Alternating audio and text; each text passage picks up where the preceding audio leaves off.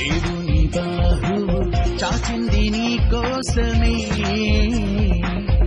లేవనెత్తి రక్షించును. దేవుని బాహువు చాచింది నీ కోసమే, ఆదరించి ఆశ్రయమిచ్చు. హల్లెలూయా హల్లెలూయా నా దేవదేవునికే. హల్లెలూయా హల్లెలూయా నా దేవుని బాహువుకే. హల్లెలూయా హల్లెలూయా నా దేవదేవునికే. హల్లెలూయా హల్లెలూయా నా దేవుని బాహువుకే. నా దేవుని బాహువుకే. నా దేవుని బాహువుకే.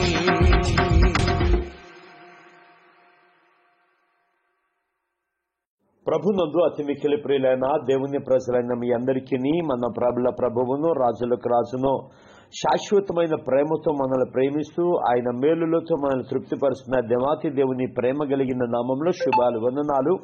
దేవుని బాహు పరిచయాల తరపున మీ అందరికీ తెలియజేస్తున్నాను. సర్వోన్నతులను సర్వకృపాని దేవాతి దేవుని యొక్క కృప మీకును మీ కుటుంబ సభ్యులకును ప్రభు అనుగ్రహింపజేసి ప్రతి విధమైన మేలులను ప్రభు విస్తరింప చేయును గాక. ఆమేన్. ప్రియ దేవులారా, ప్రభు మనల్ని ప్రేమించి మనకు అనుగ్రహిస్తున్న నూతనమైన రోజు, అలాగే నూతనమైన నెలలో 1వ తారీఖు అనగా సెప్టెంబర్ నెల 1వ తారీఖు సోమవారపు దినమున ప్రభు అనుగ్రహిస్తున్న అనుదిన ఆహారము పరిశుద్ధ గ్రంథములో నుండి సమూయేలు 2వ గ్రంథము 7వ అధ్యాయము 28వ వచనం.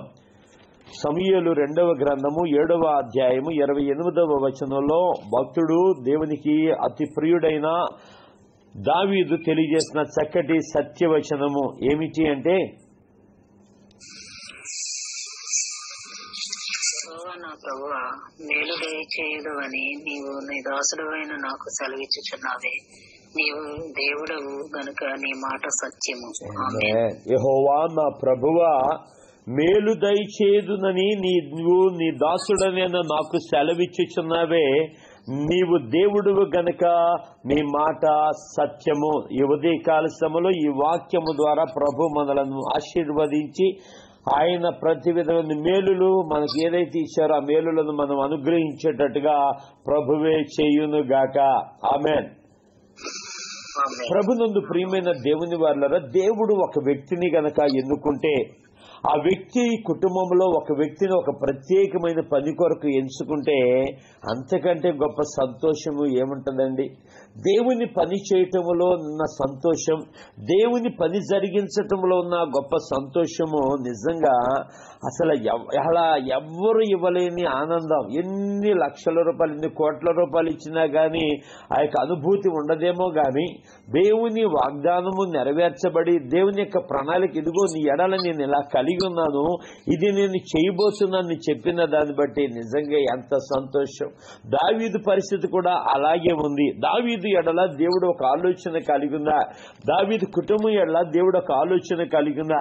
దావీదు కుటుంబంలో ఒక వ్యక్తి ఎడల దేవుడు ఒక ఆలోచన కలిగి ఉందా?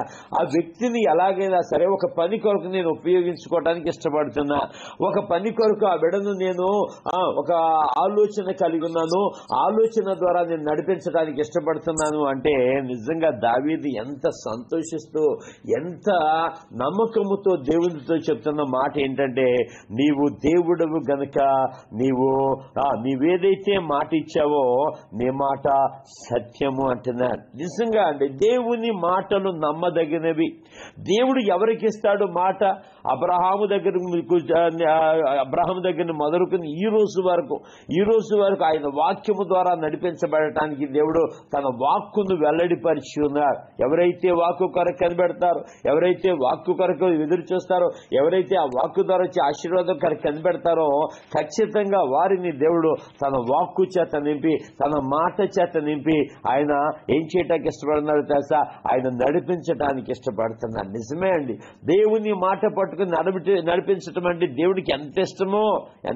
కాబట్టి దాన్ని గ్రహించుకుని ఆ మాట యొక్క ఆశీర్వాదమును అనుభవిస్తూ ఆ మాట నెరవేరు నేర్పులోనికి నడిపించబడడం ఏ ఒక్క వ్యక్తికైనా, ఏ భక్తుడికైనా ఎంత అద్భుతమైన పని అండి.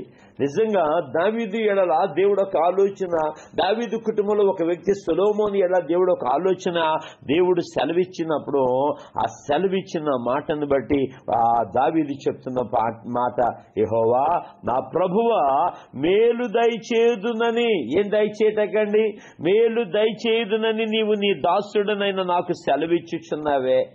దేవుడు సెలవిచ్చిన మాట ఏంటో తెలుసా, నీకు నేను మేలు దయచేయబోతున్నా. ఏంటి ఆ మేలు? మనం అనుకున్న మేలు వేరుంటది, దేవుడు అనుకున్న మేలు వేరుంటది తెలుసా అండి. అందుకనే మన ఆలోచనలు వేరు, దేవుని ఆలోచనలు వేరు. మన ప్రణాళికలు వేరు, దేవుని ప్రణాళికలు వేరు. మన ఉద్దేశాలు వేరు, దేవుని ఉద్దేశాలు వేరు. దేవుని ఉద్దేశం చాలా ప్రత్యేకంగా ఉంటాయి. తద్వారా ఎంత ఘనత వస్తుందో తెలుసా. దేవుని ఉద్దేశం ఒక వ్యక్తి కనుక గ్రహించి, దేవుని యొక్క ఆలోచన ఒక వ్యక్తి కనుక తీసుకుని ఆ ఆలోచన నెరవేర్చితే, ఆ ఉద్దేశం నెరవేర్చితే ఒక ప్రత్యేకమైన ధన్యత దేవుని ప్రజలైన వారముగా మనం పొందుకుంటామండి. ఆమేన్. దేవ స్తోత్రం. హల్లెలూయా. ఒక ప్రార్థన చేస్తేనే ఒక సంతోషం ఉంటుంది, వాక్యం చదివితేనే ఒక సంతోషం ఉంటుంది, దేవుని వాక్య ప్రకారం జీవిస్తేనే ఇంకెంత సంతోషం ఉంటుంది, దేవుని వాగ్దాన ప్రకారం జీవిస్తే, ప్రవచన ప్రకారం జీవిస్తే ఇంకెంత సంతోషం ఉంటుంది. నిజంగా ఆ సంతోషం యొక్క అనుభవం ఏంటి అని కనుక ఆలోచన చేస్తే దేవుని యొక్క మాట. హల్లెలూయా. ఎవరి మాట అండి? దేవుడు అబద్ధమాడుటకు ఆయన నరమాత్రుడు కాదు కదా. ఆయన ఎలాంటి దేవుడు అంటే ఆయన చెప్పేది ఏదైతే ఉందో ఆ చెప్పిన మాట ఖచ్చితంగా చేస్తాడు. గుర్తుపెట్టుకోండి. సంఖ్యాకాండము 23వ అధ్యాయము 19వ వచనం కనుక చూస్తున్నట్లయితే, సంఖ్యాకాండ గ్రంథము 23వ అధ్యాయము 19వ వచనంలో ఆయన సెలవిస్తున్న మాట ఏంటంటే, తీసారా, దేవుడు అబద్ధమాడుటకు ఆయన మానవుడు కాడు, పశ్చాత్తాపడుటకు ఆయన నరపుత్రుడు కాడు. ఏమంటున్నారు కదా, దేవుడు అబద్ధమాడుటకు ఆయన మానవుడు కాడు, పశ్చాత్తాపడుటకు ఆయన నరపుత్రుడు కాదు. ఆయన చెప్పి చేయకుండానా, ఆయన మాట ఇచ్చి స్థాపింపకుండానా. ఒక వాగ్దానం స్థాపించబడాలి అంటే, ఒక వాక్కును స్థాపించబడాలి అంటే ఇంకా దేవుడి కంటే గొప్పవారు ఎవరైనా ఉన్నారంటే ఎవరో లేరు అసలు. దేవుడు మాట ఇచ్చి స్థాపించే దేవుడై ఉన్నాడు. అంతేకాకుండా ఆయన చెప్పి ఇంక ఇది చేయలేదు అనుకుంటాకేం లేదు. మనం ఎన్నో చెప్తూ ఉంటాం, కానీ మనం చేయటానికి కొన్ని సాకారం అవ్వవు, పరిస్థితులు అనుకూలించవు. కానీ దేవుడు అలాంటి దేవుడు కాదు. ఆయన ఏదైతే చెప్తాడో ఆ చెప్పిన మాట ప్రకారం చేయటానికి ఇష్టపడతాడు. అందుకనే దావీదు అంటున్నాడు, ఏమన్నాడు తెలుసా, నీవు దేవుడవు గనక నీ మాట సత్యము అంటున్నాడు. ప్రభునందు ప్రియులారా, ఒక వ్యక్తిని దేవుడు ఎన్నుకుంటే ఆ వ్యక్తి ఎడల దేవుడు ఒక ఆలోచన చాలా ఎలా ఉంటుందో తెలుసా, చాలా ఆశ్చర్యకరంగా ఉంటుంది. ఇది నిజమేనా, ఇది ఎలా జరుగుతా, అసలు ఏంటి, దేవుడేనా, నన్నే ఎందుకున్నాడా, ఈ పని కొరకు ఈ మేలు నాకు చేయటానికి ఇష్టపడుతున్నాడా అని ఒక్కొక్కసారి ఆలోచన కలిగి ఉంటాను. నేను కూడా ఒక దైవజనుడు ఇలాగే మీటింగ్ పిలుస్తూ ఉంటే, ఆ మీటింగ్ పిలవటానికి హోటల్కి వెళ్తే ఆ హోటల్లో ఆయన చెప్పిన మాట నాకు షాక్ అయ్యాను. నాతో పాటు వచ్చిన పాస్టర్ గారి కొడుకు షాక్ అయిపోయాడు. ఏంటయ్యా అంటే, రాశరత్న ఏంటయ్యా అంటే, ఇలాగండి గల్ఫ్ దేశం ప్రయత్నం చేస్తున్నా. లేదమ్మా, నీకు ఆ ఛాన్స్ లేదు. ఇక మరి ఏ ఛాన్స్ ఉందయ్యా అంటే, దేవుడు ఒక గొప్ప దైవజనుడిగా నిన్ను ఎన్నుకోబోతున్నాడు అంటే, నిజంగా అది రిసీవ్ చేసుకునే సమయంలో ఎలా ఉంటుందో తెలుసండి, ఒళ్ళంతా ఒక రకమైన అయిపోయింది. అసలు ఎలాగ తన్మయత్వం అంటే నిజంగా అది ఆశ్చర్యమా లేకపోతే సంభ్రమాశ్చర్యమా అసలు ఏంటో వివరించలేం. కానీ డౌట్ ఏంటి, నేనా ఏం సేవకున్నా, అసలు విస్తారమైన పరిచర్య ఉందా, అనేక మంది కుటుంబాలకు ఆశీర్వాదకరంగా ఉంటానా, దేవుని రాజ్యం కట్టడంలో నాకు ఒక పాత్ర ఉందా అని నిజంగా చెబుతున్నప్పుడు ఎంత ఆశ్చర్యం అనిపించిందో. కానీ దాన్ని జరిగించుకోవటానికి మాత్రం నిజంగా అండి సాతాను గాడితో పోరాటం. ఒక పక్కేమో ఇదిగో కుటుంబ పరిస్థితులు, వెళ్ళాలి, డబ్బులు కావాలి, జీతం కావాలి, మంచి ఉద్యోగం కావాలి, మంచి పని కావాలి, ఆ దేశం ఈ దేశం ఏ పనైనా సరే చేసేయాలి. కానీ ఒక పక్క పని భారం ఏంటో తెలీదు, ఎలా జరుగుతుందో తెలియదు, ఎలాగిస్తారో తెలియదు, ఏం చెప్పారో తెలియదు. అయ్యో నా సేవకుడు కొడుకునైతే కొంచెం ఎక్స్పీరియన్స్ ఉంటుంది, నేను సేవకుడు కొడుకుని కాదే. ప్రభునందు ప్రియులారా, నిజమే, దావీదు కూడా మందిరం కట్టాలన్న ఆలోచన కలిగినాడు. కానీ దేవుడు అంటే ఆపేయి, నువ్వు ఆపేయి, నీది కాదా పని, నేను ఒక మేలు చేయబోతున్నాను నీ కుమారుడు ఎళ్ళ, ఒక ఉద్దేశం కలిగి ఉన్నాను నీ ఎళ్ళ అన్నప్పుడు నిజంగా ఆ ఉద్దేశమును దావీదు యాక్సెప్ట్ చేశాడు. ఈరోజు నీవైనా నేనైనా దేవుడు ఎందుకుంటే అండి, ఆయన మేలు చేయకుండా ఉండే దేవుడు కాదండి. ఆమె చెప్పండి గట్టిగా, ఆమె. ఆయన మేలు చేయడానికి ఒక ఆలోచన నీతో పంచుకున్నాడా? నీ కుటుంబం ఎళ్ళవచ్చు, నీ బిడ్డల ఎళ్ళవచ్చు, నీకున్న ఆ యొక్క ప్రతి బస్సులో ఒక వాగ్దానం ఇచ్చో, ఒక ప్రవచనం ఇచ్చో నిన్ను నడిపించడానికి ఇష్టపడ్డా? ఆయన మాట సత్యమే గాని అసత్యము కానే కాదు. బిలీవ్ ఇట్, అసత్యం కానే కాదు. అయితే ఒక విషయం గమనించాలి ఇక్కడ, అయ్యా ఈ దాసుడు నేను, అందుకని దావీదు ఏమంటున్నాడు, యెహోవా ప్రభువా మేలు దయచేయునని నీవు నీ దాసుడనైన నాకు ఎంత తగ్గించుకున్నాడో తెలుసా? దావీదు దాసుడిగా ఉండే, ఏ దావీదు? గొల్యాతును కొట్టిన దావీదు. ఏ దావీదు అంటే శత్రువులను తన్వి కొట్టిన దావీదండి. ఈ దావీదు దేవునికి దాసుడిగా ఉన్నాడు. అందుకని ఎంత తగ్గించుకుంటావో అంతగా దేవుని కార్యాలు చూడగలుగుతావండి. ఆమె చెప్పండి గట్టిగా, ఆమె.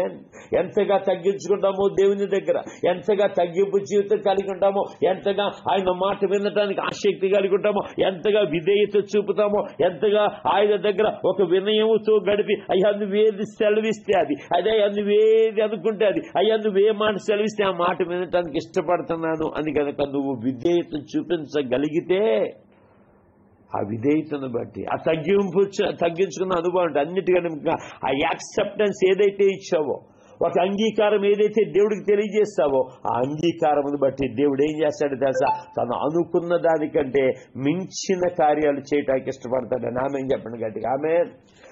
అందుకనే ఆయన ఆలోచనలట అతి గంభీరములట. 91వ కీర్తన ఉంటది, ఆయన 92 అనుకుంటా, క్షమించండి, 92లో ఆయన ఆలోచనలు అతి గంభీరములు. పశుప్రాయులకి అది అర్థం కావు, పశుప్రాయులకి తెలియజేసినా సరే వారికి అర్థం కావు. ఈరోజు చాలా మంది దేవుని వాక్యం అంటే ఎందుకు ఇష్టపడలేదు, దేవుని మాట అంటే ఎందుకు ఇష్టపడలేదు, దేవుని ప్రవచనం అంటే ఎందుకు ఇష్టపడలేదో తెలుసా? దానిలో ఉన్న ఔన్నత్యం వారికి తెలియట్లేదు, దానిలో ఉన్న మహా గొప్ప కార్యం ఏంటో వారికి గ్రహించలేకపోతున్నారు. కానీ దావీదు గ్రహించాడు దేవుని మాట. దావీదుకి తెలుసు దేవుడు మాట్లాడితే ఎలాగుంటుందో, దావీదుకి తెలుసు దేవుని ప్రణాళిక ఎలాగుంటుందో, దావీదుకి తెలుసు దేవుని యొక్క ఉద్దేశాలు ఎలా నెరవేర్చేస్తాడో తన ప్రజలే వెళ్ళాలని. అందుకనే విధేయుడిగా మారిపోయి అడుగుతున్నాడు. ఈరోజు నేను అంటాను, నీ జీవితంలో నా జీవితంలో ఎన్నోసార్లు ప్రభు మాట్లాడిన, ప్రభువా ఈ వాక్కు నాకే వచ్చిందా, ఈ మాట నాకే వచ్చిందా, అయితే నువ్వు నా ఏదో చేయబోతున్నావు ప్రభువా, నువ్వు నా ఏదో చేయబోతున్నావు ప్రభువా అని కనుక నువ్వు ఆ వాక్కును బట్టి, ఆ ప్రవచనాన్ని బట్టి నువ్వు గనక ధైర్యంగా ఉండగలిగితే, దేవుడు మాట సత్యం గనక ఆ సత్యవచనం ఏంటంటే ఆయన కార్యాలు చేయటానికి, గొప్ప కార్యాలు చేయటానికి, ఘనమైన కార్యాలు చేయటానికి ఒక అవకాశముగా దేవుడు మనకి ఇచ్చే దేవుడు అయినాడండి. ఆమె చెప్పండి గట్టిగా, ఆమె. ఆయన అందరితో మాట్లాడతాడండి, ఆయన అందరికీ తన వాక్కునిస్తాడండి, ఆయన అందరికీ తన మాట సెలవిస్తాడండి. కానీ ఎంతమంది నెరవేర్చగలుగుతున్నారు, ఎంతమంది నెరవేర్పులోకి తీసుకోగలుగుతున్నారు ఆ మాట అంటే కొంతమందినే. కానీ ఇక్కడ దావీదు దాసుడిగా దేవునికి ఒక మనవి చేస్తున్నాడు, దేవుడికి ఒక కమిట్మెంట్ చెప్తున్నాడు. దేవుడికి ఒక కమిట్మెంట్ అంటే, ఎస్ ప్రభా, ఎస్ నేను దాసుడు, నేను ఇష్టపడుతున్నా, yes I agree about your plans, I agree about entire the plans. నీ యొక్క ఆలోచన ఏదైతే ఉందో, నీ ప్రణాళిక ఏదైతే ఉందో, ఆ ప్లాన్ అంతటికి నా అంగీకారాన్ని తెలియజేస్తున్నానని చెప్పినప్పుడు నిజంగా అంతకంటే మించింది ఏముందండి, అంతకంటే మించిన ఆలోచన ఏముంది? ఈ యొక్క అధ్యాయం మీరు ఎన్నోసార్లు చదివి ఉంటారు, దయచేసి ఒకసారి చదువుదాం. 7వ అధ్యాయం 18వ వచనం చదువుదామండి, 18వ వచనం చదువుదాం. Praise the lord. నాతాను ప్రవక్త ఎప్పుడైతే దావీదుకు ఒక ప్రణాళిక తెలియజేస్తాడో, అయ్యో నువ్వు కాదయ్యా, నీ గర్భంలో నుండి వచ్చి నీ సంతని చేసి రాజ్యం అతనికి స్థిరపరచబోతున్నానని ఒక ప్రవచనం తెలియజేస్తాడో, ఒక ప్రణాళిక తెలియజేస్తాడో, అప్పుడు దావీదు దేవుని గురించి లోపలికి వెళ్ళి ఏమని చెప్తాడో తెలుసా? దేవునితో ఏమంటున్నాడండి? 18వ వచనం. దావీదు రాజు లోపల ప్రవేశించి యెహోవా సన్నిధిని కూర్చుంటే ఇలాగున మనవి చేశాడు, నా ప్రభువా యెహోవా, ఎంతగా నీవు నన్ను హెచ్చించుటకు నేనెంతటి వాడను, నా కుటుంబము ఏ పాటిది, చాలు. దావీదు రాజు లోపలికి ప్రవేశించి ఎవరు చెప్పిన మాటలు నమ్మి నాతాను ప్రవక్త వెళ్ళాడు, నాతాను ప్రవక్త వెళ్ళి చెప్పాడు, ఇదిగో నీ గురించి ఎలాగ అనుకుంటున్నాడు దేవుడు, నీ కుమారుడైన సొలొమోను గురించి ఎలాగ అనుకుంటున్నాడు దేవుడు, ఇదిగో అతడు ఏం చేస్తాడు, రాజ్యమును అతన్ని స్థిరపరచడానికి దేవుడు ఒక ఆలోచన కలిగి ఉన్నాడు అని కనుక చెప్పితే, నేనుగా చెప్పిన వెంటనే దావీదు రాజు ఏం చేశాడట, లోపల ప్రవేశించి యెహోవా సన్నిధిని కూర్చుని, అంటే ఒక సన్నిధి గది ఏర్పాటు చేసుకున్నాడు.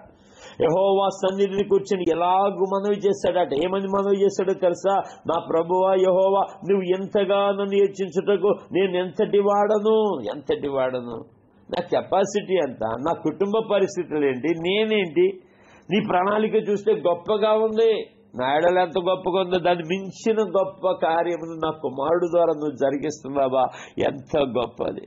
ఈరోజు నిజంగా ఒక ప్రవచనం బట్టి నువ్వు ఎలా చెప్పగలిగితే, ఒక దర్శనాన్ని బట్టి నువ్వు ఎలా చెప్పగలిగితే, ఒక వాగ్దానం బట్టి ఇలా చెప్పగలిగితే, నిజంగా ఆ వాగ్దానం నెరవేర్పులకు వచ్చినప్పుడు నువ్వు ఇంకా ఎగ్జైట్మెంట్ అవుతావు. నిజంగా నేను ఈరోజు కొన్ని ప్రవచనాలు నెరవేరినప్పుడు నేను అంత షాకు గురవను.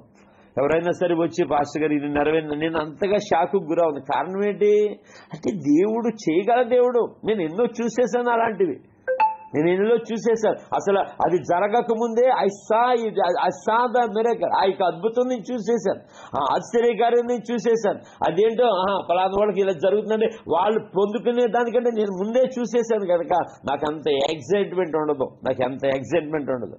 ప్రభునందు ప్రియులారా గమనించాలి. మా చిన్నతమ్మ గారు అంబుజీరత్న గారి కొడుకు ఆస్ట్రేలియా వెళ్తానంటే మేము ముందే చూసేసాం అబ్బాయి ఆస్ట్రేలియా వెళ్తాడన్న సంగతి. అలాగే కొంతమందికి ఎవరైనా ప్రవచనం వచ్చినప్పుడు ఆ ప్రవచనం కనుగొని మేము ముందే చూసేస్తాం.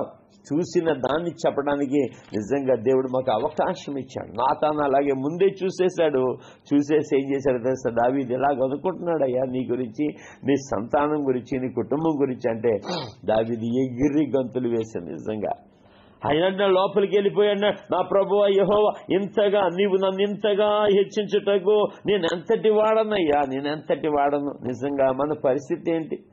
నేను అంటాను, ఈ ఉదయకాల సమయంలో ఈ యొక్క నూతన నెలలో 1వ తారీఖున వేకువజామున ఈ మాటలు వింటున్నామే, మనం ఎంతటి వారం అసలు?